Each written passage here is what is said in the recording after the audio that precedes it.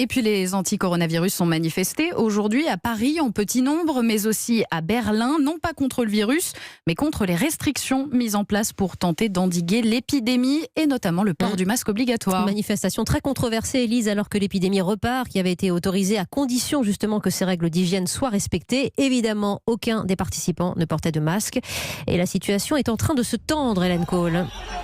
Oui, il y a 1 heure, la police a commencé à évacuer plusieurs leaders de ce mouvement qui haranguaient la foule au mégaphone. En milieu d'après-midi, ils étaient environ 30 000 autour de la porte de Brandebourg. Parmi les orateurs qui se sont succédés à la tribune, le neveu de JF Kennedy qui était venu lancer son ONG anti-vaccin en Europe.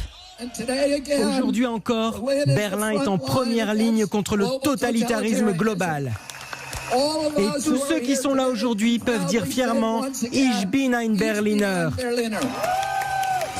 Alors, il faut savoir qu'officiellement, la manifestation a été dissoute à 13h tout à l'heure parce que les participants ne respectaient pas les gestes barrières, mais la police n'a pas cherché à les disperser, visiblement débordée par cette foule hétéroclite, des familles anti-vaccins, des représentants de sectes ésotériques, des pacifistes qui déambulaient côte à côte avec des complotistes ou des militants radicaux d'extrême droite.